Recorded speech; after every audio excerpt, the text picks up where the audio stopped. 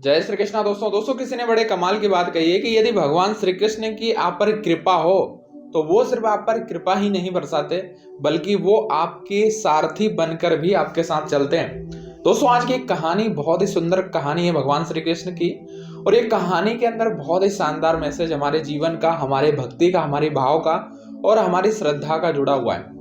एक व्यक्ति जो है ट्रेन में सफर कर रहे थे, मथुरा वृंदावन गए हुए थे, तो वो ट्रेन में सफर कर रहे थे और ट्रेन में सफर करने के दौरान उन्होंने देखा कि उनके आगे का जो डिब्बा था उस डिब्बे में किसी बूढ़ी अम्मा की रोने की आवाज आ रही थी। अब आवाज उन्होंने सुना तो उन्होंने सोचा कि चलो छोटा मोटा कुछ झगड़ा हुआ होगा और उसकी वजह से जो है थोड़ा बहुत रोने की आवाज आ रही होगी, शांत हो जाएगी। लेकिन उन्होंने देखा कि 5 मिनट, 10 मिनट, आधा घंटा वो रोने की जो आवाज थी वो बंद हो ही नहीं रही थी।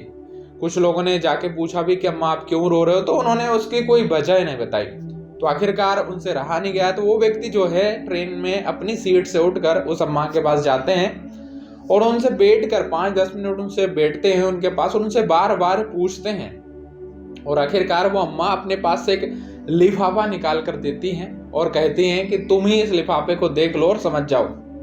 वो व्यक्ति जब उस लिफाफे को खोलता है तो उस लिफाफे में 200 रुपए मिलते हैं, 4 लड्डू मिलते हैं और एक बहुत ही सुंदर पत्र रहता है। उस पत्र के अंदर से बहुत ही प्यारी जो है, सुंदर जो है, इत्र की खुशबू आ रही थी। वो व्यक्ति पूछते हैं कि इसके पीछे की कहानी क्या है अम्मा। तो अम्मा कहती है कि बेटा मैं हमारे बिहारी जी के दर्शन करने गई थी वृंदावन, और जब वहां पर बिहारी जी के दर्शन करने गई तो मैंने वहां पर लाइन में लगकर 200 रुपए दिए। चढ़ावे में 200 रुपये दिए तो पंडित जी ने मुझे 1 लड्डू दिया। तो पंडित जी से मैंने बोला कि आपने मुझे 1 ही लड्डू दिए, मैंने 200 रुपये दिए तो मुझे 2 लड्डू दो।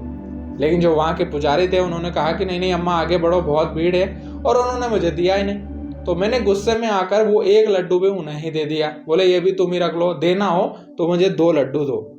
और ऐसे करके जो है मैं वहां से आके सीढ़ियों पर बैठ गई और सीढ़ियों पर बैठ के मैं बाके बिहारी से शिकायत करने लगी कि बाके बिहारी ये क्या है, तुमने मुझे 1 ही लड्डू दिया, वो भी मेरे हाथ नहीं लगा, मैंने 200 रुपये दिए थे, मुझे दो लड्डू देखना था। ये आपकी कैसी कृपा है, मैं आपकी इतनी बड़ी भक्त हूँ, इतनी दूर से आई हूँ, मुझे प्रसाद तक नहीं मिला। तो बेटा मैंने देखा कि जब मैं वहां पर बैठी हुई थी तो वहां पर एक बच्चा आता है और वो मुझे लिफाफा दे के चला जाता है। बोले अम्मा ये मेरा लिफाफा है, संभालना, मैं अभी आता हूँ।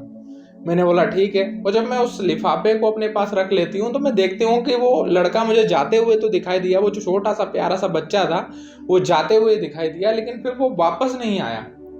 और जब मैंने उस लिफाफे को खोल के देखा तो ये सब मुझे दिखा, और उस लिफाफे में जो छोटा सा पत्र है जिसमें से इत्र की खूबसूरत खुशबू आ रही है, उस पत्र में लिखा था कि माँ छोटी छोटी चीजों के लिए अपने कान्हा से इतनी शिकायत मत किया करो, बहुत सारी जिम्मेदारियां मेरे पास है।